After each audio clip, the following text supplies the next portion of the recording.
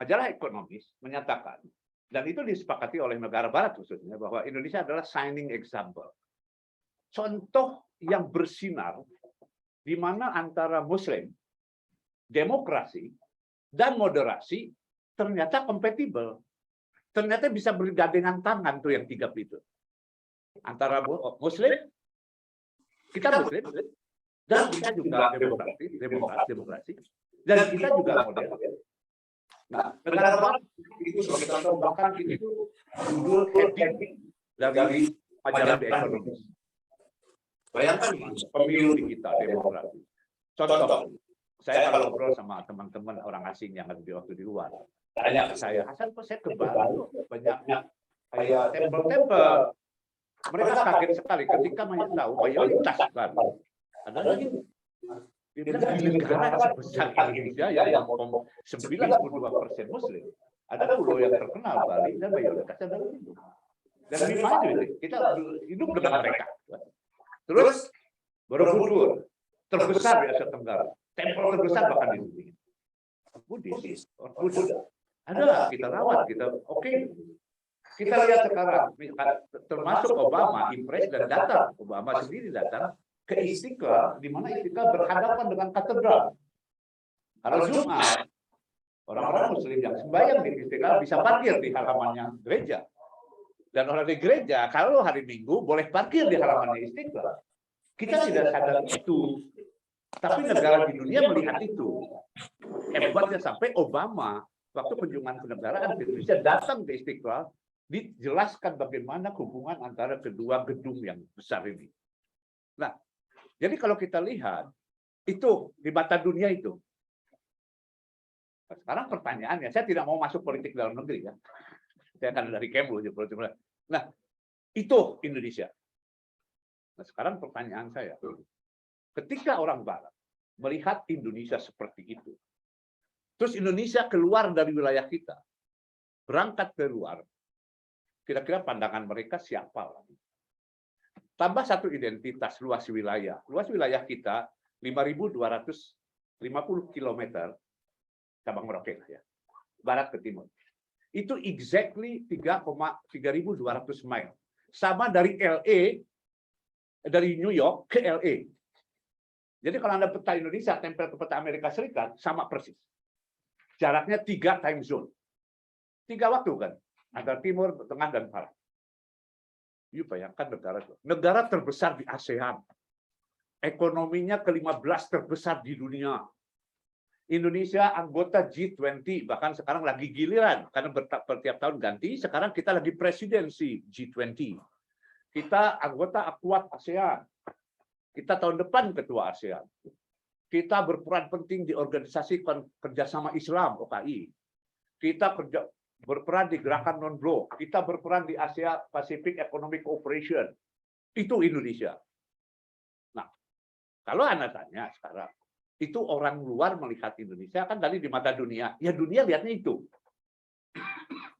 Hanya, nah ini ada caveat, ada catatan. Kalau kita ngobrol barusan, Anda tunjukkan KTP-nya Indonesia. Ini Indonesia, identitasnya ini. Jati dirinya seperti ini. Kita tutup pintu, terus ketuk-ketuk yang namanya Indonesia itu. Ketika kita buka pintu, kira-kira badannya, tingginya, besarnya kayak apa sih? Kan setidaknya Mike Tyson tuh yang datang. Tinggi, besar, kokoh, gagah, pakaiannya necis karena ekonominya kuat, sumber daya alamnya hebat, anggota ini, anggota itu, besar. Pasti pas buka pintu, negara itu, orang itu, yang namanya Indonesia tadi, itu tinggi besar, gagah. Nah, ini masalah.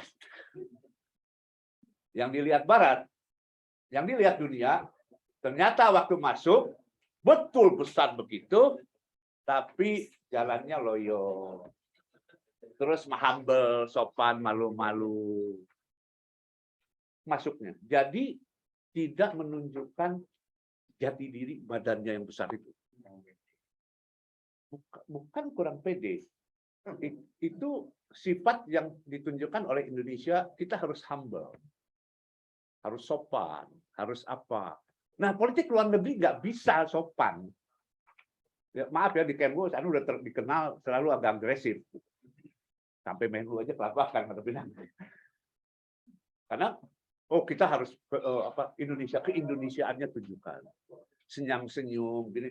Pas orang satu ruangan melihat yang masuk, ya, ini orang begitu, tapi kok ya. Jadi orang bule bilangnya, orang bule bukan orang bule, negara-negara terutama orang barat bilang Indonesia itu punch below its weight, memukul di bawah kekuatannya, berat badannya. Jadi kalau petinju yang saya sebut tadi Indonesia itu kelas berat. Yuk, nanti bayangkan dengan Malaysia, Thailand, Filipina, negara sebelah kita, Qatar, Turki, itu lebih besar. Jadi kalau masuk ring, dia harus kelas berat pukulannya. Nah, jadi disebut oleh negara-negara dunia, Indonesia sayang sekali. Punch below its weight. Memukul di bawah berat badannya.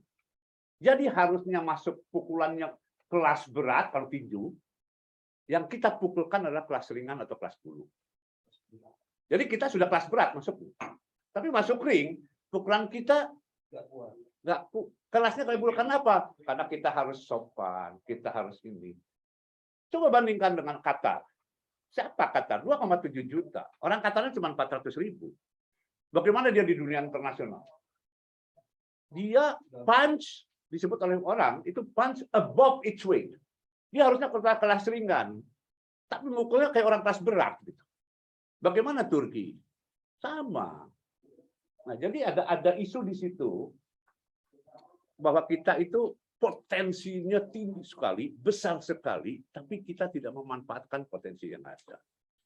Jadi kalau kembali lagi Pak Halim tadi Halim, Indonesia di mata dunia, ya menurut dunia itu Indonesia itu. Sebagai contoh, Timur Tengah harus mencontoh dari Indonesia bagaimana Muslim dan demokrasi dan moderasi saling bergandengan tangan. Bagaimana kehidupan bertoleransi di Indonesia. Bandingkan dengan Pakistan atau Bangladesh, sedikit-sedikit demo, sedikit bakar. Kita kan tidak. Jadi Amerika suka sama kita, Rusia suka, Cina suka. Semua negara suka. Terus kita senang dengan orang suka kita. Jadi karena orang suka kita tidak mau melihat kita agak sombong nih. Kita agak asertif, nggak berani. Jangan nanti melukai perasaan orang lain. Sementara Qatar, Turki hajar-hajar aja kalau di luar. Makanya saya kalau diplomat muda yang dulu pernah jadi stafana, selalu anak kerjain mereka itu. Karena apa? Karena maaf, bukan hanya delegasi diplomat Indonesia. Delegasi Indonesia yang berangkat dari Jakarta, dari kalangan manapun ke sidang internasional. Ketika masuk ruang sidang, kayak orang masuk persidangan. Contohnya, kalau negara kayak kecil Singapura, Filipina itu masuk langsung ketemu AS, ketemu apa sebelum mulai sidang ketemu sana. Kita akan jelas. Masuk berondongan langsung menuju meja delegasi Indonesia duduk barengan di situ. Foto-foto. Tidak lihat kiri yang ada India di situ, tidak lihat Iran, tidak lihat apa, segala macam. Jadi masuk sidang, ruang sidang kayak orang masuk ruang persidangan pengadilan. Jadi buka pintu kecil. Bukan dari bahasa, bukan dari minder, tapi karena kita tidak menggunakan potensi yang ada di diri kita. Jadi kalau KTP-nya sih hebat, top banget gitu. Nah, Anda selalu mencoba dulu sebagai diplomat, terutama waktu Anda di PBB di New York. Anda kadang-kadang suka berantem sama pimpinan Kemlu, karena berapa kali di stop, jangan gini. Kadang-kadang bandel juga. Nah, terakhir Anda kayak kemarin waktu Anda WhatsApp di Jenewa, Anda lagi hawas sama Israel waktu itu. Masalah blokir di Gaza, berantakan. Jadi Anda keluarkan usul. Anda keluarkan usul di Dewan HAM. Kita anggota Dewan HAM. Anda keluarkan usul, Anda deketin Pakistan sebagai koordinator OKI, Operasi Kerjasama Islam. Anda bilang begini, ini banyak produk sekarang, udah masuk ke Swiss juga, made in Israel. Anda tanya tuh Palestina, Ibrahim, ini betul made in Israel atau dari mana? Enggak, Hasan. Itu dari wilayah pendudukan. Kayak olive-nya apa dari wilayah pendudukan, si settler itu berkebun, hasilnya cuma diekspor, made in Israel, dibangun di situ. Ternyata banyak sekali perusahaan asing yang bergerak di wilayah pendudukan. Ana minta ke negara-negara OKI supaya kita minta Dewan HAM keluarkan database. Negara mana sih, perusahaan mana sih yang beroperasi dan memproduksi barang-barang yang ada di wilayah pendudukan? OKI oke semua, akhirnya ngomong ke Dewan HAM, habis diblok sama pertama yang paling ngeblok berdua adalah misalkan Amerika, Jerman, dan lain-lain. Tapi terus kita maju, akhirnya disepakati. Masuk dan sekarang udah tidak keluar-keluar tuh. Waktu Prince Zaid sebagai KTHAM, baru yang KTHAM sekarang, Michelle Bachelet, dikeluarkan database. Siapa saja, perusahaan mana saja. Baru kita minta supaya negara-negara jangan bekerja sama dan beli dari situ.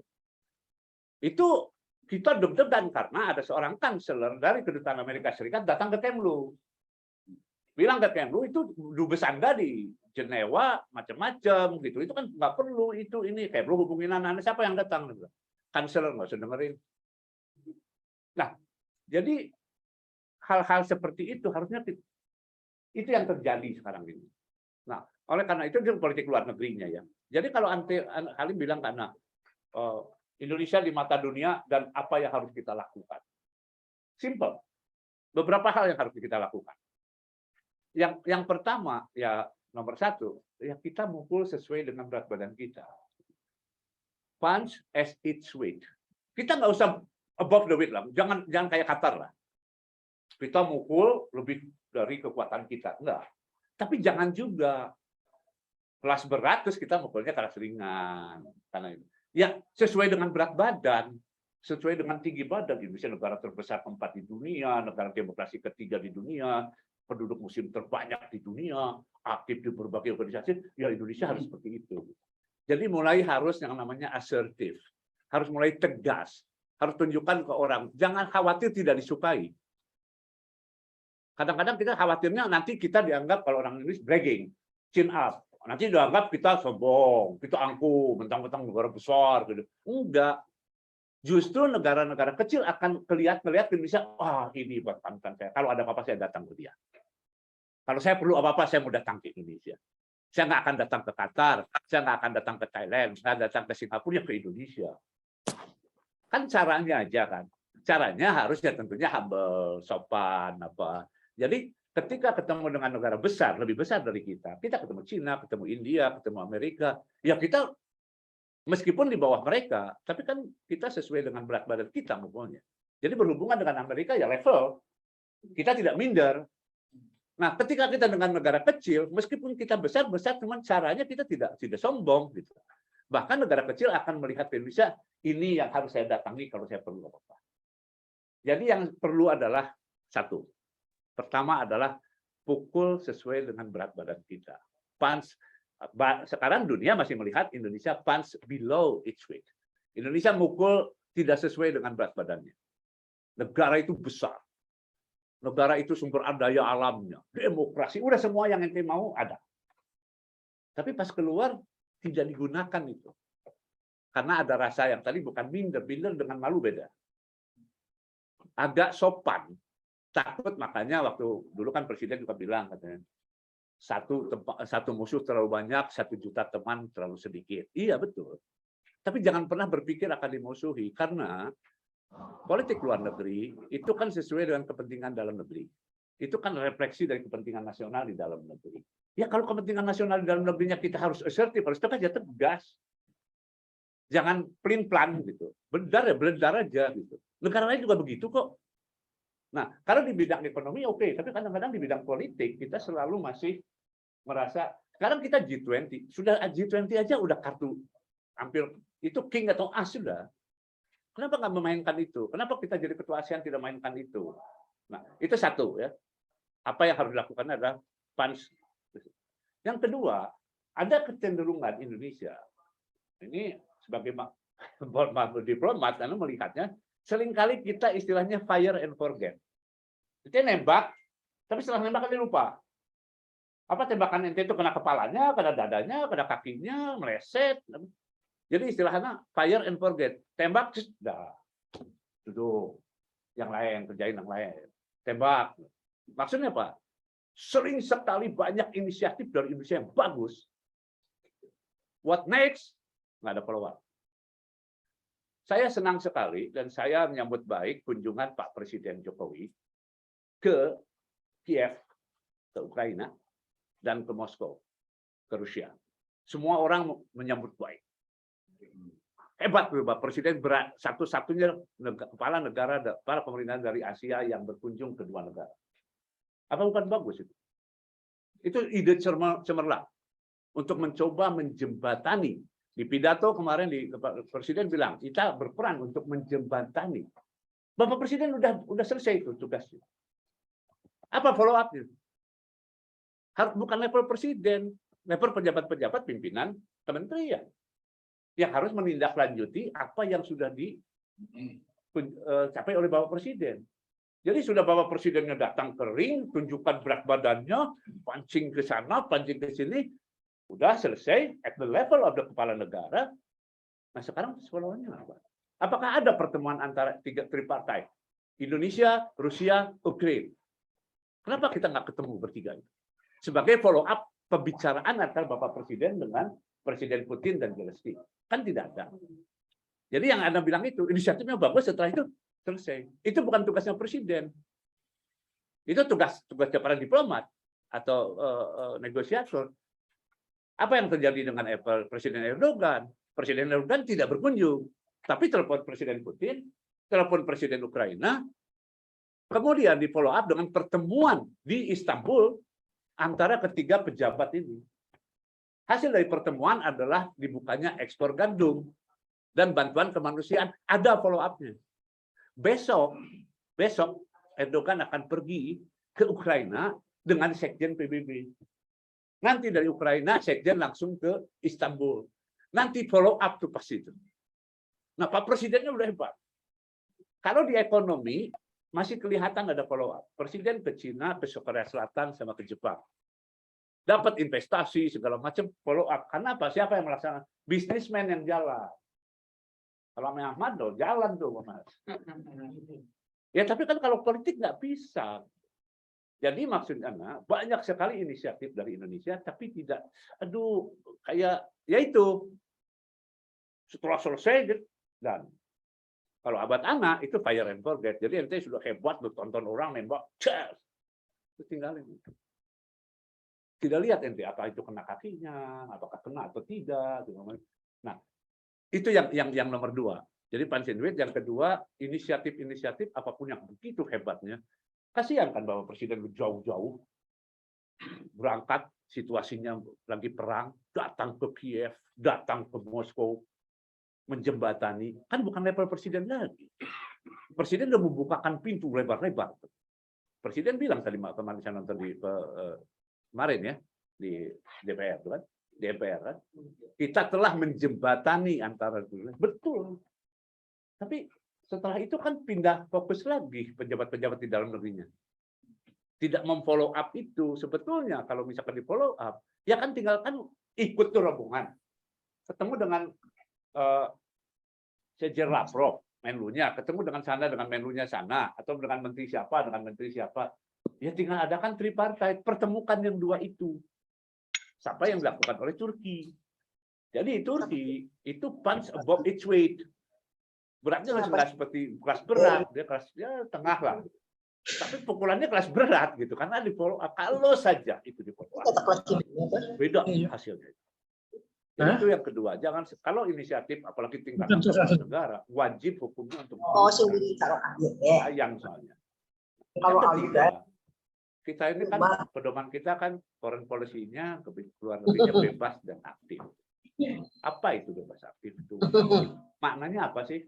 Kita bebas aktif. Bebas adalah bebas menentukan pendapat sesuai dengan kepentingan nasional kita. Itu yang disebut bebas. Kita bebas menentukan posisi kita. Mau ke kanan, mau ke kiri, mau di tengah, gimana kita. Bebas aktif. Oleh karena itu ketika perang dingin dulu, kita tidak ke barat, tidak ke timur. Kebetulan kita tidak ke barat ke timur waktu itu. Yang kedua, aktif apa? Aktif berkontribusi.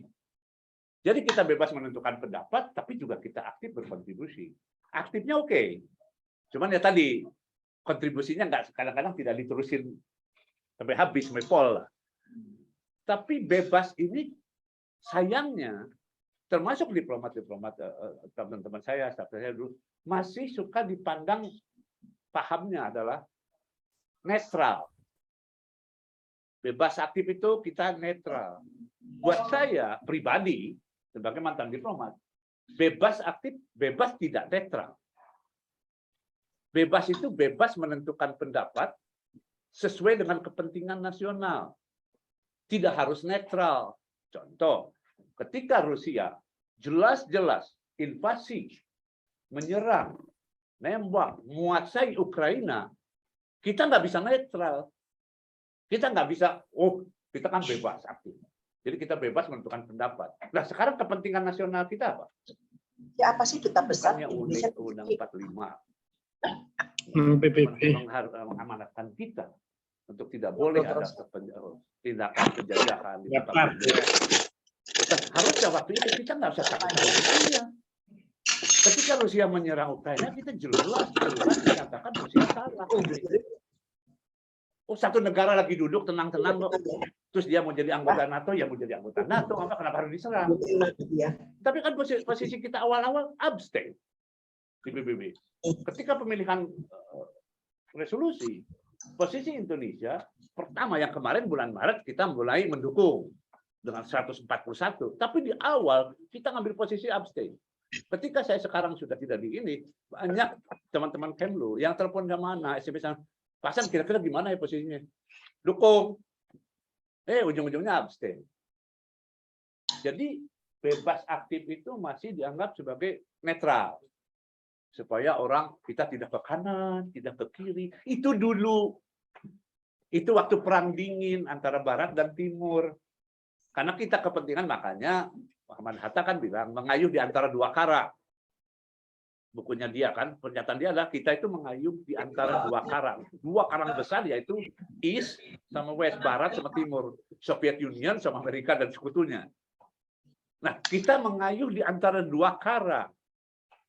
Itu bebas menentukan pendapat. Tapi kan tidak netral. Kita kadang-kadang kita ke Amerika sedikit. Kadang-kadang kita ke Rusia sedikit. Kenapa enggak?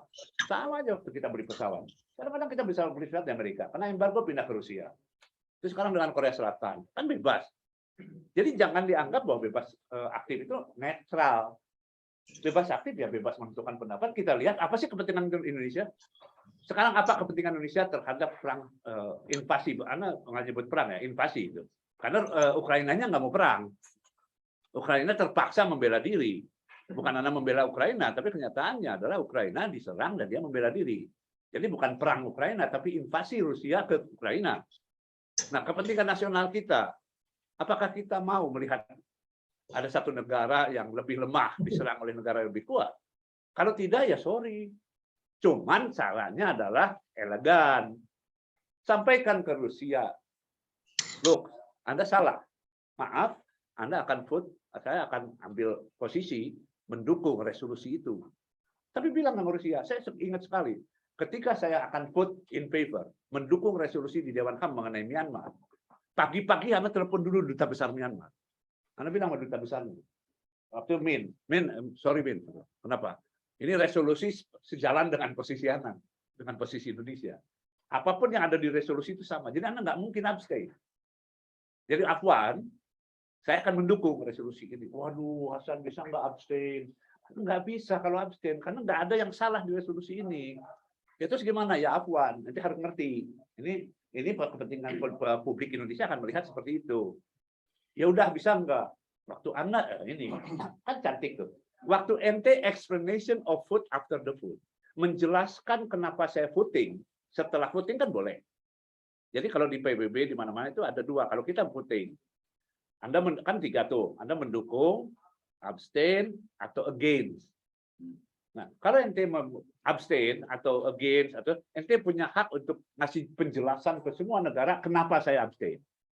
Jadi Anda bilang sama Myanmar, ya udah nanti Anda bikin namanya explanation of vote. Jadi setelah kita mendukung resolusi, Anda sampaikan, kita dukung resolusi karena gini. Tapi kita juga berterima kasih ke Myanmar sudah mulai melakukan langkah-langkah itu. Jadi kayak sweetener lah, kayak gula gitu. Kasih permen lah ke Vietnam. Tapi kita buatnya gitu. Nah itu kan tidak netral, tapi itu bebas, betul-betul bebas, tidak dipengaruhi oleh Myanmar. Jadi kita ketika ambil putusan, kita tidak dipengaruhi Myanmar. Ketika ambil putusan, jangan dipengaruhi Rusia, katanya bebas. Kan bebas menentukan pendapat, jadi bukan netral. Nah itu kepahaman itu yang harus dikaji lebih yang sekarang terjadi, gitu kan. Nah yang ketiga, yang berikutnya adalah politik luar negeri, kebijakan luar negeri kita itu harus berdasarkan kepentingan nasional, pandangan publik yang secara besar. Tapi maaf sekarang ini, anak dulu waktu pas masuk Kemlu, baru pertama masuk Kemlu 87, 92 anak ditempatkan di PBB New York selama 4 tahun. Ali Alatas adalah Menlu RI. Ketika dia datang ketemu sama anak diangkat sama dia jadi selama sidang 1 bulan di New York, anak jadi sekretaris dia. Jadi setiap bulan tahun 92, 93, 94, 95, anak selalu kalau Ali Alatas datang almarhum, kalau yarham, Anda selalu dampingi dia selama 1 bulan. Anda lihat betul bagaimana dia assertif. Bagaimana dia menyelesaikan Yugoslavia waktu dulu penyerangan. Itu hebatnya nggak ada dua. Dia dikenal oleh setiap orang. Setiap negara-negara Afrika ketemu dengan dia, Menlunya. Dia tahu kan, kalau Menlu datang kan banyak ada bilateral. Dulu waktu Pak Latas 92 sampai 95 Anda jadi sekretarisnya 1 bulan selama General Assembly. Itu Anda kewalahan menolak orang bertemu. Jadi bukan kita yang bertemu, sampai Anda datang ke almarhum Pak Menteri, saya bilang, ini ada permintaan. Terus dia bilang, udah berapa San? Udah 58 menteri luar negeri yang pengen ketemu dia, termasuk Amerika Serikat, Prancis, Jerman, Afrika apalagi. Besoknya datang lagi, sampai kita anak tugasnya satu menyampaikan maaf. Sampai dicoretin tuh sama Pak Liatas, nggak mungkin lah sampai 70 gini. Ya udah jadi Bapak yang mau. Sebentar, saya perlu rumah ini. Oke, saya nggak perlu rumah ini. Udahlah suruh dubesnya aja ketemu sama dubesnya. Begitu karena apa? Karena jadi patokan dan assertif gitu. Pak Latas tuh betul-betul ketika jadi Menlu, pukulan dia tuh betul-betul kelas berat. Anda dampingi saksi hidup yang selama 4 tahun dengan beliau. Nah, jadi sekarang balik lagi kebijakannya itu Pak Latas, Hasan Wirayuda, Pak Martin Natalegawa, Bu Retno tentunya itu seyogianya tidak dipengaruhi oleh sosial media. Ini salah satu aspek lagi yang saya perhatikan. Jadi foreign policy, politik luar negeri kita driven by the social media. Yang namanya Twitter, Instagram, Facebook. Jadi Indonesia baru gerak sedikit, besoknya di Twitter. Trending topic. Ini trending topic. Nggak ada di luar negeri politik foreign policy trending topic atau apa jadi masalah gitu kan. Nah terus Kementerian Luar Negeri kan punya tuh. Menteri Luar Negeri punya kan, punya Twitter, punya Instagram, kedutaan punya. Dulu Anda ditegur karena satu-satunya kedutaan yang tidak punya Instagram. Akhirnya mana disuruh. Nah Anda pribadi sampai detik ini Anda tidak punya Facebook, tidak punya Instagram, tidak punya Twitter. Ya Anda bilang ya udah lu mau buat apa gitu kan. Yang Anda khawatir justru itu akan mempengaruhi Anda. Gitu. Nah contohnya, berapa kali Kementerian Luar Negeri itu Instagramnya, Twitternya dibanjiri oleh netizen. Oh salah, nggak tepat itu. Oh Indonesia kok abstain? Wah kalut kebakaran jenggot Kemlunya. Karena caranya satu, jangan di-driven dengan itu. Lah publik kan tidak semua texting. Yang follow, yang ngetik itu di Instagram atau di Twitter mungkin 1 orang, tapi komentarnya pedas. Wah itu komentar pedas jadi bikin ragu. Diplomasi kita agak tersendat-sendat karena, tapi kan di Twitter kan ada tanggapan. Seorang netizen bebas lah. Mereka ngomong. Jadi dulu dan harapan Anda adalah foreign policy kita itu tidak driven, dikendalikan oleh sosial media. Sosial media bagus untuk kita, ya bolehlah kita nah di situ fire and forget lebih bagus. Jadi kita keluarkan ke Instagram atau ke Twitter apa yang sudah kita lakukan, udah lupain. Nah fire and forgetnya begitu aja. Kita tulis, oh Indonesia baru saja begini, Indonesia baru saja, lepasin. Nggak usah dibaca komentarnya. Karena nanti kalau ada komentarnya negatif atau apa, gimana nih kalau Nah, Anda kan bebas kalau gitu ya sudah, netizen ngomong apa silakan aja gitu kan. Tapi kita juga bebas ngomong apa aja. Jadi maksudnya, jangan karena sosial media, karena Twitter, karena Instagram, itu menjadi hambatan bagi kita untuk yang balik lagi, untuk kita besar betul-betul gagah sesuai badan. Jadi kita kadang-kadang mau maju, wow, tapi komentar netizen nih. Berapa kali Anda perhatiin, sekarang Anda bebas ngomong gini karena udah bukan di Kemlu lagi kan. Jadi Anda perhatiin kadang-kadang foreign policy kita masih driven by sosial media. Udahlah, sosial media biarkan Kemlu punya, kedutaan punya, hanya untuk saluran informasi, diseminasi. Bahwa Indonesia menggalang dukungan untuk Gaza. Bapak Presiden berkunjung ke ini, Ukraina, ini dilepasin oleh KBRI, oleh Kemlu, fotonya, apanya, itu terus hanya untuk feeding, diseminasi, akuntabilitas publik, ini yang kami lakukan. Tapi kalau ada komentar dari sosmed terus agak miring, ya udah apa-apa. Jangan jadi hambatan untuk kembali gagah berani lagi. Gitu kan. Nah itu salah satu yang Anda perhatiin ya. Jadi harus kembali lagi, Anda nggak usah lama-lama, jangan punch below weight, jangan mukul kayak kelas ringan, padahal kita kelas berat. Yang kedua, kalau ada inisiatif follow up, jangan berhenti. Kasihan udah Bapak Presiden ke Kiev, ke Moskow, terus nggak ada apa-apanya. Sementara Qatar, Turki muncul sekarang. Nah, terus yang ketiga, ya jangan di-driven sama sosial media. Nah, sekarang terus yang berikutnya, bebas aktif jangan diartikan netral. Bebas aktif tidak netral bagi saya. Bebas aktif adalah bebas menentukan pendapat sesuai kepentingan nasional. Dan kita aktif berkontribusi untuk perdamaian dan keamanan dunia. Bahwa kita satu kali waktu akan dekat dengan Amerika Serikat, why? Memang sepakat dengan kepentingan nasional kita, kebetulan lebih sama dengan apa yang diupayakan Amerika Serikat. Kalau pas sekali waktu Cina mempunyai inisiatif bagus banget, sejalan dengan kita, Amerika nggak suka. Ya biar, sorry Amerika, ini sejalan dengan kepentingan nasional saya. Kita dukung Cina. Kalau Rusia tiba-tiba punya inisiatif untuk di Asia Pasifik, segala macam, wah ini sama dengan kepentingan nasional kita. Dukung. Dia tidak netral. Jangan, oh ini usulnya Cina ditolak oleh Amerika Serikat. Kita gimana nih? Ya udah abstain aja. Akhirnya kita di tengah. Contoh, waiver. Kita tahu nggak yang di WTO, anak waktu itu di WTO kan. Jadi kita ada resolusi mengenai waiver untuk vaksin. Kan vaksin itu kan harus dipatenkan. Nah sekarang ketika pandemi segala macam, negara-negara minta bahwa negara-negara yang ini boleh memproduksi vaksin tanpa izin pemilik patennya. Yang datang ke kita, Afrika Selatan dengan India. Ngajakin Indonesia bertiga. Ini Eropa gerak di Jakarta. Amerika enggak. Kita akhirnya maju, mundur, nggak ikut. Akhirnya muncul berdua itu. Afrika Selatan dengan India. Wah, jadi sekarang terkenal usulan Afrika Selatan dan India. Tapi setelah selesai sudah banyak pendukung, kita dukung. Kita dukung akhirnya.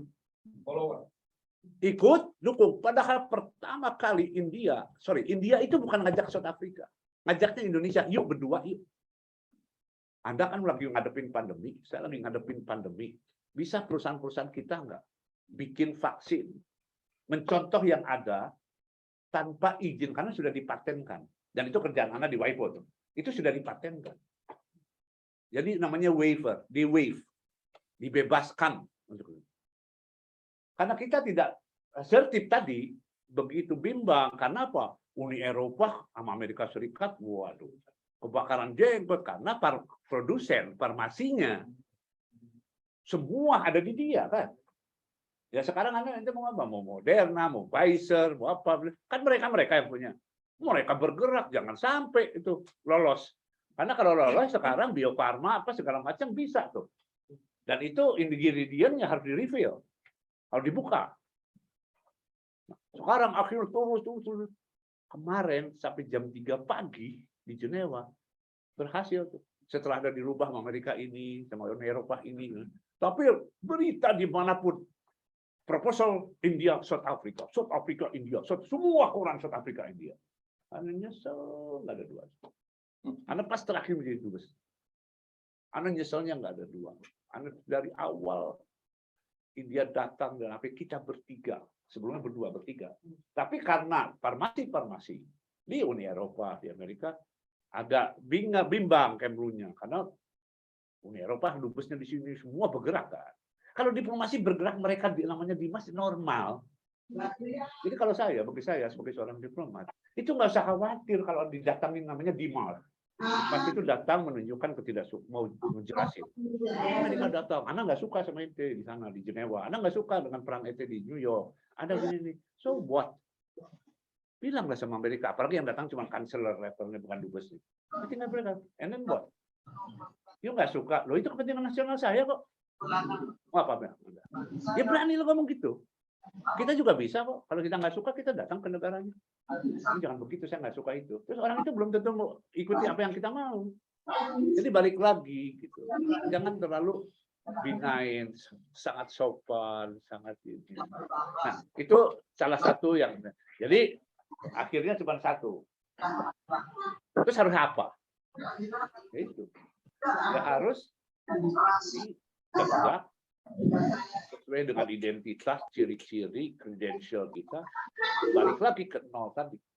Kita negara terbesar keempat di dunia, kita negara demokrasi ketiga di dunia, mayoritas penduduk Muslim terbesar di dunia, kita multi ras, multi tradition, tolerance, sumber daya alam yang begitu melimpah ruah.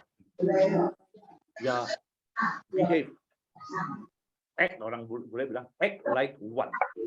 Kalau Anda sebesar itu, Anda anggota G20, Anda anggota APEC, Anda anggota ASEAN, OKI, GNB, ya apa yang Anda lakukan ya sesuai itu, gitu. Sesuai dengan identitas. Gitu. Jadi kalau masuk pintu, pas masuk ya betul-betul besar gitu, masuk kok ke dalam. Amerika, apa kan Amerika? Siapa mereka? Uni Eropa, China, tapi kita ke negara kecil, kita juga cara penyampaiannya mungkin beda ya. Ke negara kecil ya tidak kayak karena kalau ngadepin ke Amerika terus kitanya udah mengkerut kayak gitu, ya udah. Ya ke Amerika jangan mengkerut, tapi ke negara kecil kita juga jangan jumawa gitu kan. Jadi apa namanya? Humble, sopan, tapi jangan melupakan berat badan kita. Gitu. Nah itu yang di mata dunia Indonesia itu orang pengen kayak Indonesia. Itu Ren. Jadi kalau nanti apalagi di negara berkembang ya. Kemas di negara berkembang di Asia, di Afrika, di Amerika Latin, Karibia, di Pasifik, Timur itu melihat Indonesia. Setiap ketemu itu coba ente ke luar negeri ketemu dengan mereka. Ente dari mana? Dari wah negara besar. Big country. Memang dia bilangnya big country, beautiful country. Itu untuk orang publik. Orang-orang diplomatnya, orang Anda ini berperan dimanapun juga. Anda disayang dan disuka setiap orang. Ya betul. Tapi jangan karena kita lagi senang-senangnya disuka sama orang, kita nggak mau gitu menunjukkan berat badan kita. Jadi balik lagi satu kata sebetulnya. Kalau orang boleh bilang assertive, tegas. Jadi betul-betul kalau masuk ke satu ruangan, buka pintu yang datang Mike Tyson. Bukan Budi atau si Udin. Ya Mike Tyson, karena badan kita badan Mike Tyson gitu. Jadi itu yang sebagai diplomatnya ya. Saya kira cukup dulu sebagai diplomat. Nah sekarang Anda sedikit aja sebagai peran Anda sekarang. Jadi Anda sekarang Deputi Dirjen untuk World Intellectual Property Organization, WIPO. WIPO itu adalah organisasi internasional yang mengawali, mengatasi, dan menangani semua isu berkaitan dengan kekayaan intelektual. Nah, dulu Anda kalau ditanya orang, Anda dubes untuk WIPO juga dulu. WIPO itu apa? Oh, itu organisasi yang menangani intellectual property, kekayaan intelektual. Terus tanya, Anda kalau tanya antum semua ini, apa sih kekayaan intelektual? Rata-rata jawabnya, oh paten. Asal klaim. Pasti benarnya paten. Pernah jadi wakil Indonesia di PBB. Kekayaan intelektual ada creation. Memang aja pada acara les, Pak. Kajian les, Pak. Jadi kekayaan intelektual itu adalah bukan. Iya. Apa kekayaan yang dimiliki kajian sekarang ini. atas ide yang kamu. Nah, oleh karena itu, kekayaan intelektual Contoh bukan hanya Ernest Topik kali. paten, tapi kekayaan intelektual juga brand, desain, trademark. Ente bangun tidur tiap pagi, pertama yang ente lihat adalah kekayaan intelektual. Anda ambil ini pagi-pagi. Ada merek. Ini kekayaan intelektual merek. Ini brand. Ada brandnya. Ada desainnya. Botolnya gini. Ya kan? Packagingnya seperti ini. Tutupnya warna biru, ini segala macam. Itu semua kekayaan intelektual yang diregister, diproteksi. Nanti nggak boleh tiru ini. Tapi anak khawatir, ini udah diregister atau belum. Kalau sudah diregister, udah tidak boleh orang ikutin ini. Ini sama, namanya Paseo, yaitu brandnya. Trademarknya gimana? Oh, P-nya gini, S-nya kayak gini. Nah, ente nggak boleh bikin Paseo pakai H depannya, Paseo atau Paseo. Itu kalau ini udah daftarkan, ente disu. Nggak boleh. Packagingnya seperti ini, kan ada yang kotak bulat, ada yang besar gitu. Nah, jadi kita nih di Indonesia itu, Anda sekarang lagi terus mencoba untuk membantu. Besok saya ketemu Pak Yasona, akan saya bantu. UMKM di dunia ini, di negara berkembang, di atas 93% bisnisnya ada UMKM. Indonesia 98,3% UMKM. Tapi itu jangan lihat Mercedes-Benz, Toyota kayak gitu kan bukan punya kita itu. Tapi bisnis orang Indonesia 98,3% itu UMKM. Yang menarik Qatar, Anda baru pulang dari Qatar sebelum ke Jakarta, Anda ke Qatar.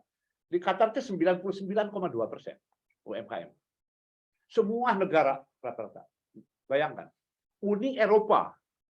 negara Uni Eropa Barat, 93% adalah UMKM. Nah, di kita itu, UMKM itu backbone, tulang punggungnya perekonomian kita. Jadi jelas sekali pesan Bapak Presiden, salah satu agenda adalah nomor 4, kalau nggak salah Anda dengar, UMKM naik kelas. Setelah baru malamnya di TV One, di Metro TV, di Kompas TV, talk show. Bagaimana meningkatkan UMKM seperti arahan Bapak Presiden. Terus bahas kanan ke kiri, nggak pernah lurus. Ada yang ke kanan, ada yang ke kiri, segala macam. Nah, pertanyaannya adalah, kekayaan intelektual ini harusnya digunakan untuk mendorong pertumbuhan bisnis dari UMKM ini. Contoh, Anda 2 bulan yang lalu, Anda sebagai Deputi Dirjen, Anda launching project untuk UMKM di Petra di Jordan. Saya berangkat ke Amman, ketemu dengan Menteri Perdagangan, Menteri Ekonomi, kita berangkat barengan ke Petra. Anda melatih di Petra, sekarang berlangsung. Itu Anda melatih 35 women entrepreneurs. UMKM perempuan di Petra yang selama bertahun-tahun dia memproduksi barang-barang produk-produk di Petra dijual ke turis. Ketika pandemi kolaps, sekarang turis balik lagi, mereka minta dilatih.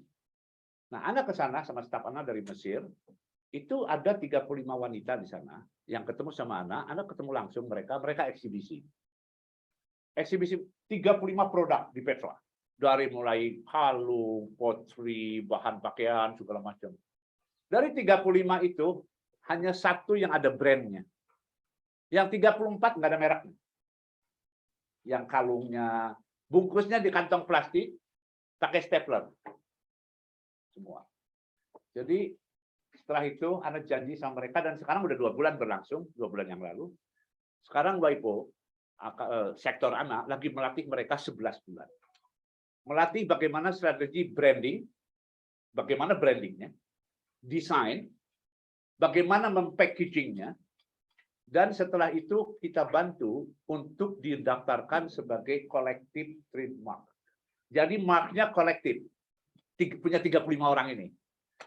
Bahkan CEO dari Petra Authority sudah janji sama Ana, bilang sebagai terima kasih, nanti setelah 11 bulan mereka dilatih, mereka punya kolektif mark, kami akan buka sebuah toko di Petra.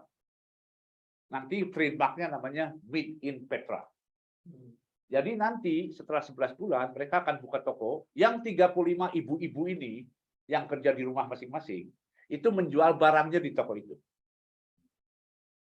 Itu langsung karena Anda ketemu dengan foundation dari Queen Rania, terus ada Queen Rania, dia bilang kalau kita empower women, kita empower society. Kalau kita memberdayakan wanita, kita memberdayakan masyarakat di sekitarnya. Karena mereka akan undang tuh saudara-saudaranya, adiknya, kakaknya. Itu satu. Nah sekarang Anda lagi coba ke Indonesia, Anda pengen masuk mau ngelatih seperti itu. Contoh, di Kamboja, Anda bukan dari sini, Anda kan dari Qatar kemarin. Sekarang Anda di Jakarta, tanggal 5 September Anda ke Vietnam, sama proyek di Vietnam, dari Vietnam ke Singapura, Singapura juga minta proyek, dari Singapura Anda ke Kamboja. Nah, Anda ke Kamboja, ada pertemuan ASEAN, ikut hadir, mau ketemu dengan Dijen Anda, dengan Perdana Menteri Hun Sen di sana. Nah, ada daerah di Kamboja, namanya Kompot. Mereka produser pepper, apa sih pepper? Merica, pepper, merica nih. Tapi merica itu adanya hanya di Kompot situ, beda mericanya. Dulu mereka produksi gitu, terus ekspor segala macam. 1 tahun 75.000 US dollar. 75.000 US dollar. Ya jual-jual gitu aja, gitu ekspor, ada orang datang. Terus kita latih mereka. Yang sama dengan di Petra, the branding, the design, packaging. Kita tahu sekarang. Botolnya segini. Di Geneva, sekarang di toko-toko ada. Kompot paper. Segini botolnya. Ekspor mereka sekarang 1 juta US dollar. Dia bayangkan dari 70.000, 1 juta US dollar. Yang berangkat ke sekolah jalan kaki, sekarang pakai motor. Yang pada pakai motor, sekarang udah pada beli mobil di kampung itu. Oke, terakhir Anda ngelatih orang di Uganda. 12 orang. Anda salah satu success story. Sama, UMKM juga.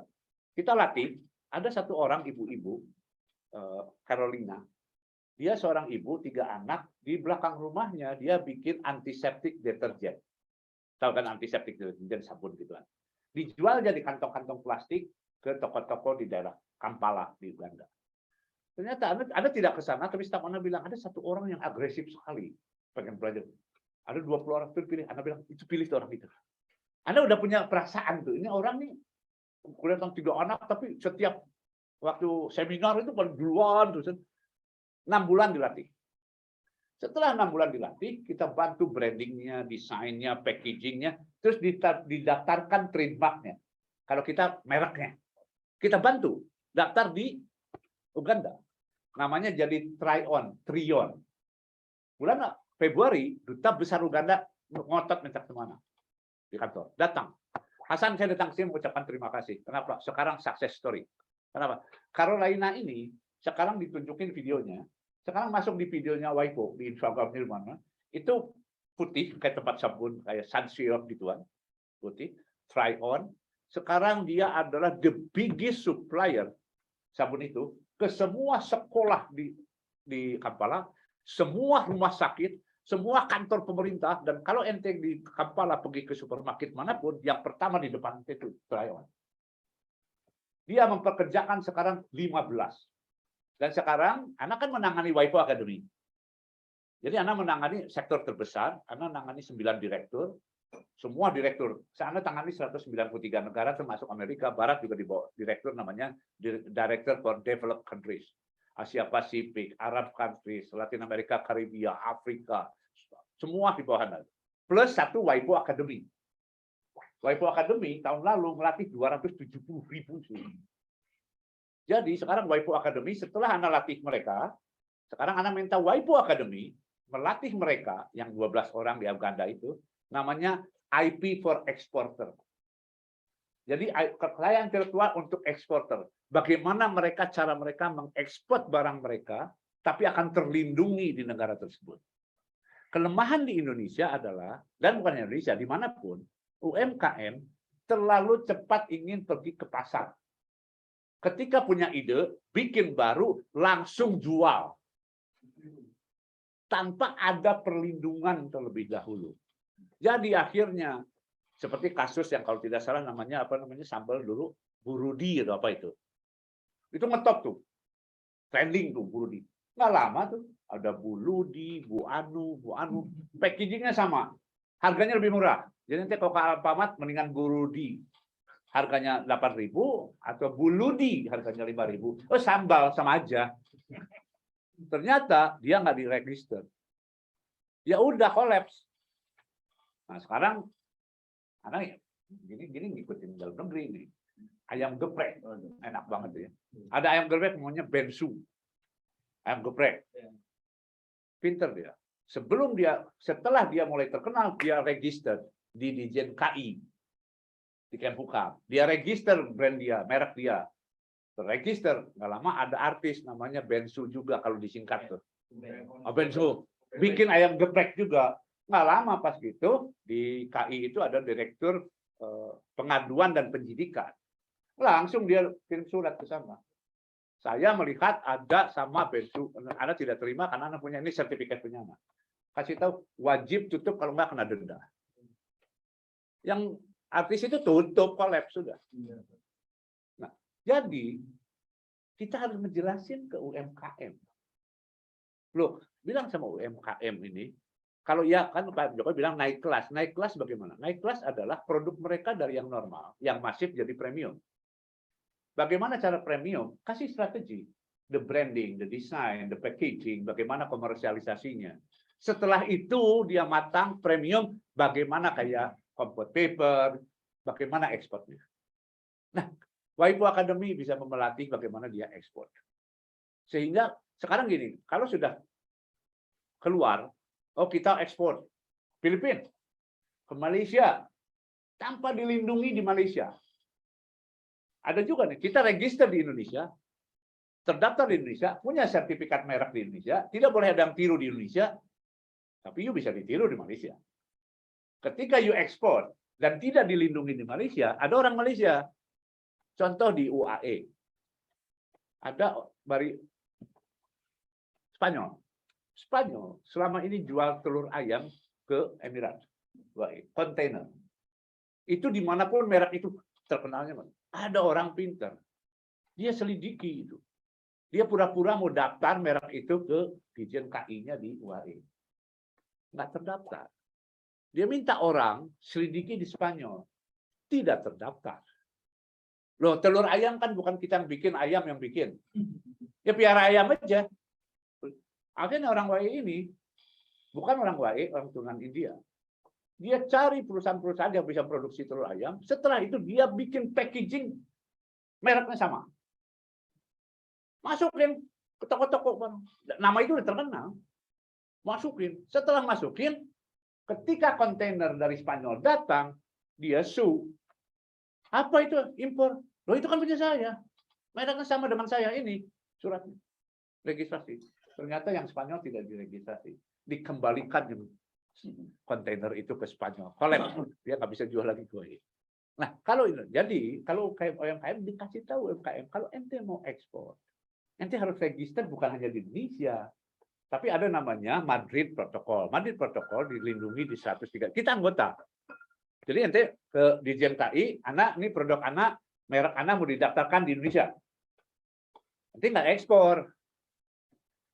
Tapi nanti bilang, tapi Anda minta diregistrasi di sini loh. Malaysia, Thailand, Filipina.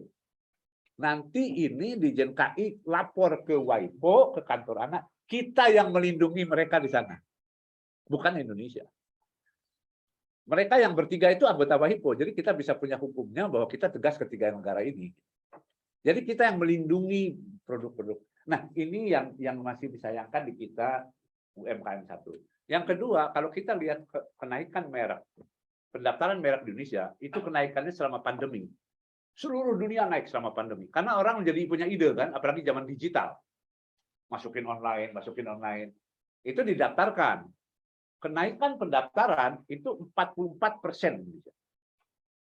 Tapi ternyata kita kalah dengan Thailand. Makanya kan Pak Jokowi dengan, kita UMKM kita kalah dengan Thailand. Karena mereka banyak yang diekspor, akan kelihatan kalau itu. Ketika dia minta dilindungi di Malaysia, di Filipina, ini UMKM udah ekspor. Tandanya dia minta dilindungi di negara.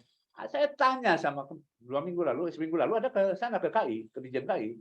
Ngobrol-ngobrol sama direktur direktur merek, direktur paten, tanya semua yang ada di situ. Anak bilang yang registrasi nasional atau keluar. Nasional Pak masih. Jadi UMKM kita masih main di dalam. Nah, sementara soal Kamboja, Comfort Paper, sekarang malah lucu. Di Swiss itu ada sausage, namanya Comfort Paper Sausage. Jadi dia kerjasama dengan perusahaan Jerman. Sausage-nya itu pakai mericanya Comfort Paper tadi. Jadi dia sudah mengembangkan. Sekarang itu punya masyarakat loh, bukan perorangan. Itu satu kampung Comfort itu. Yang Anda mau ke sana nanti. Tanggal 13, 15 di sana, 16, tanggal 14 Anda diminta untuk datang ke Comfort Paper, ke Comfort District itu. Jadi kalau kita lihat kembali ke masalah UMKM, contoh lagi, Menteri Perdagangan dan Ekonomi Suriah, waktu General Assembly tiba-tiba ada permintaan dari Menteri Perdagangan, ini mau apa Suriah? Tapi kan tidak terima juga menterinya. Ngobrol sama Ana, gitu. Perempuan menterinya. Terus ngobrol-ngobrol, tiba-tiba dia bawa sabun. Jadi yang kasus Jordan ini, salahnya, Duta Besar Jordan dan Menteri Ekonomi Jordan datang ke WIPO, ketika sidang umum, dia pidato di depan umum ucapan terima kasih. Petra ini Jordan. Uganda bilang terima kasih WIPO. Orang dengar semua kan? Nah karena dengar semua, minta semua. Jadi sekarang Syria datang. Saya dengar tadi katanya Hasan, Jordan, terus Duta Besar Uganda. Saya mau. Kenapa? Rupanya dia perempuan ini, yang menterinya ini dari Aleppo.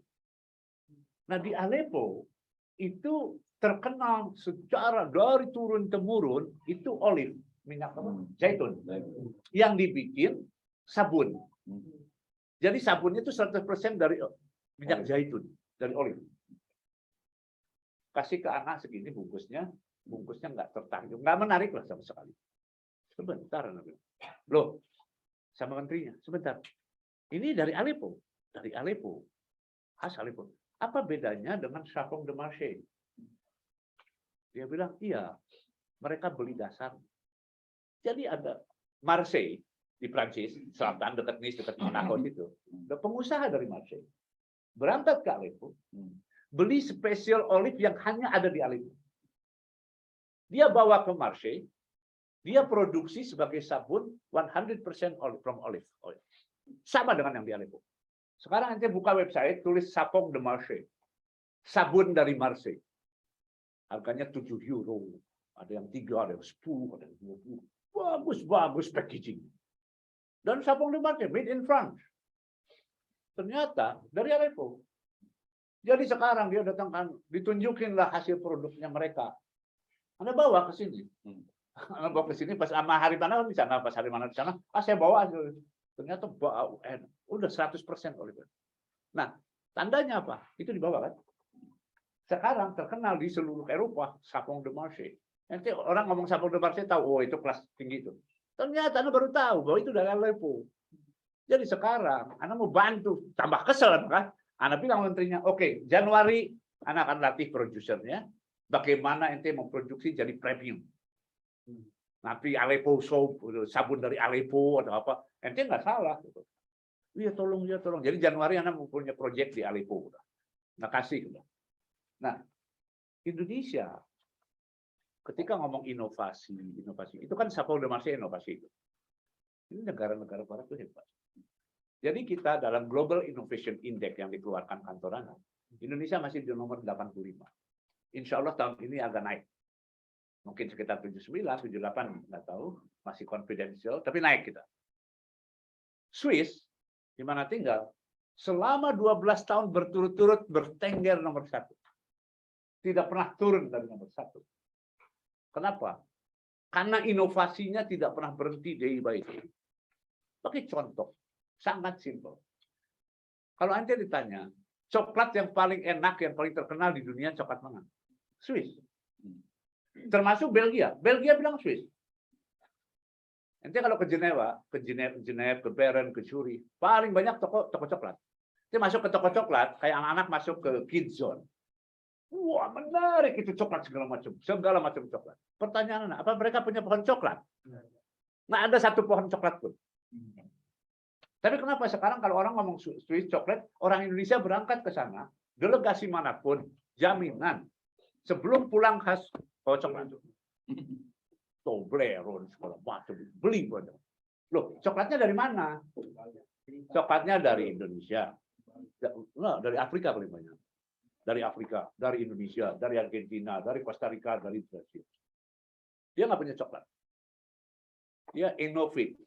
Ambil bijinya, temu bikin. Tapi yang paling menarik kopi. Nanti anak karena suka kopi, jangan pelajari kopi. Dia nggak punya pohon kopi. Nggak ada satu pohon kopi pun di Swiss. Hebatnya, dia beli bijinya dari paling banyak dari Ethiopia, dari Kenya, dari Costa Rica, dari Indonesia. Dibawa kopi. Dulu ada perusahaan di Lausanne. Lausanne kalau dari rumah itu 30 menit itu Lausanne. Pabrik besarnya Nestle. Nestle kan pertama kali kan produksinya cuma susu. Yang cap nona apa dulu itu kan. Karena pantas. Swiss produksi sapinya gitu. Harga sapi daging sapi di Swiss. Karena tinggal di Jenewa. Kalau dari Jenewa hari mana tuh belanjanya di Perancis tiap hari. Karena cuma 10 menit ke Perancis. Hanya pakai mobil lewat perbatasan yang tidak dijaga tiap hari. Ke Perancis 10 menit udah nyampe. Jadi belanja, istilahnya kalau daging belanjanya di Perancis. Ada halal meat, ada apa di situ sapi. Harga sapinya 1/4 dari harga sapi Swiss. Karena sapi Swiss itu jauh lebih 4 kali lipat dari harga sapi di Eropa. Di Swiss. Memang sapinya gede-gede, cantik-cantik lebih. Pakai eyeshadow segala macam. Nah, si Nestle itu pantas kalau dia jual keju, jual susu wong Swiss punya. Tapi Nestle itu inovasi. Karena nggak punya kopi, pengen bikin kopi. Import dari kita mulai. Dibikinlah yang namanya kopi bubuk. Ditulislah mereknya Nescafe. Loh, sekarang di situ enak barusan lewat warung tuh. Itu kan pakai sachet. Dijual 3-in-1 segala macam. Itu bukan buatan kita, jangan gaya. Itu namanya Nescafe. Nescafe singkatan dari Nestle Cafe. Bahasa Prancis cafe itu kopi. Itu kan Nescafe, Nestle Cafe. Itu kan inovasi. Ketika orang-orang mulai suka espresso, kita kan bilang kopi itu espresso. Nestle mikir lagi itu. Oh, orang suka espresso. Bikin dia namanya Nespresso. Nestle Espresso. Terus pakainya kapsul. Kapsulnya supaya menarik 10 warna. 10 warna grade-nya dari 1 sampai 10. Dari yang paling lembut sampai yang paling keras. Oh, Anda harus bikin mesinnya. Bikin mesinnya. Masukin, truk, pijit, keluar Nespresso. Tiap tahun dia bikin baru mesinnya. Oh, cappuccino. Bikin pakai susu di sini. Itu kan inovasi. Tanpa punya barang. Kopinya dari kita. Terus kita kasih kopi ke sana, tungguin, datang tuh Nescafe, kita beli. Jual. Nah, makanya Pak Presiden berapa kali berhentilah jadi pasar impor kita. Hanya impor. Presiden, waktu saya WhatsApp, waktu Dubes, Presiden memutuskan kita akan berhenti, itu gede-gedean sampai sekarang jadi kasus di World Trade Organization. Bapak Presiden bilang, sewa lawyer yang paling hebat. Karena masih Dubes waktu itu. Tiba-tiba, kaget banget. Pak Presiden langsung memutuskan kita stop ekspor nikel ore, biji nikel. Kita stop ekspor biji ore. Akhirnya di stop nikel ore. Biji ekspor itu langsung Uni Eropa datang ke WTO mengadukan kita. Jadi sekarang kita masih di WTO. Karena berdasarkan kejadian WTO, negara tidak boleh total stop ekspor. Pak Presiden tidak urusan, yang penting jangan kirim lagi bahan mentah. Nanti kenapa Uni Eropa sampai keringetan ngejar? Anda tanya, sebentar, saya telepon Kementerian Perdagangan, berapa sih impor biji nikel Uni Eropa dari Indonesia? Ternyata cuma 5%. Tapi berisiknya nggak ada 2. Rupanya karena nikel ore ini itu bahan utama untuk litium. Dan litium ini adalah bahan utama baterai untuk electric car. Jadi Pak Presiden, daripada kita ekspor nikel ore kemana-mana, habis kita nanti biji nikel, kenapa nggak diproduksi litiumnya di Indonesia? Jadi akhirnya dengan itu hebat. Ada ketemu dengan Presiden Hyundai. Mereka bilang, akhirnya Korea Selatan, Jepang, tidak lagi impor, mereka invest di Indonesia. Kemarin Anda baru aja ketemu dengan Mr. Lee adalah Presiden Asia Pasifik Hyundai di Dubes Korea Selatan, main di Royal. Ketemu mereka terus saya tanya, Mr. Lee, dia bilang, Anda invest di nikel? Oh iya, sekarang kita lagi invest untuk lithium. Karena masa depan kita tuh kan electric car. Jadi Uni Eropa dari awal sudah tahu nih, ini lama-lama nih kita capek-capek BMW, Mercedes-Benz, Audi mau pada bikin electric car, baterainya, litiumnya kita nggak bisa impor bahannya, harus beli dari Indonesia. Nah, hebat kan? Jadi walaupun, nah ini yang saya suka, demi kepentingan nasional mau berantem ya berantem. Kan sudah ditunjukkan Presiden. Sudah jelas itu dituntut oleh Uni Eropa di WTO, tidak mundur. Terus udah cari lawyer lawan. Sementara itu lawan ini terus produksi kita litium. Akhirnya kan Uni Eropanya sekarang di WTO juga agak melempem kan, capek kan. Dia harus keluar biaya lawyer segala macam. Tapi kan hal-hal seperti itu. Jadi kita usahakan sekarang tidak lagi ekspor raw material. Jangan bahan-bahan mentah kita yang diekspor, tapi bahan jadi. Nah, salah satu untuk perusahaan besar, sama untuk UMKM yang tadi Anda bilang kopi, masa sih kita nggak bisa produksi? Masa Nescafe harus bersaing dengan kopi kapal api? Padahal Nescafe kopinya juga punya vita. Jadi kalau kita mau bilang UMKM yang Bapak Presiden naik kelas, ya kalau naik kelas ada pendidikan. Nggak bisa nanti naik kelas tanpa sekolah. Nah, apa pendidikannya? Jadi Anda besok juga ketemu Pak Yasona, Anda mau siapkan pelatihan untuk UMKM. Anda sekarang sudah bukan wakil pemerintah lagi, dan Anda tidak boleh, ini menarik. Tanda tangan Anda di WIPO, Anda berjanji tidak akan meminta atau menerima arahan apapun dari pemerintah Indonesia. Itu tanda tangan hitam di atas putih. Tapi dari Alisson kan boleh. Jadi intinya sebagai pegawai organisasi internasional, Anda bebas. Anda tidak boleh terikat ke negara manapun, akan Anda treatment. Makanya Anda tidak hanya ke Indonesia, ke Qatar, ini ke Vietnam, Anda ke Vietnam, ke semua negara. Anda harus betul-betul, nah di situ, itu netral. Anda tidak boleh lagi menerima instruksi dari Indonesia, Anda tidak boleh meminta instruksi dari Indonesia. Tapi karena dari Indonesia, Anda mau datang, Anda sudah bilang, sok Anda mau bantu. Tapi serius ya, gitu. Jangan kita udah bantu kalau guru nih, gurunya udah datang kelas, anak muridnya telat datangnya. Mau bantu. Jadi Anda besok juga mau Pak Yasona mau cari partner, oke silahkan. Tapi Anda mau bantu dimanapun. Sebagai contoh, Wali Kota Semarang datang, beberapa gubernur datang, minta ke Anda. Anda bilang, misalkan kasih proyek di Semarang. Anda nggak bisa, Anda harus lewat pemerintah. Anda harus dengan Kemhukam, di mana Dirjen KI-nya ada di situ. Nanti Kemhukam nunjuk Semarang, silakan. Sama dengan PT.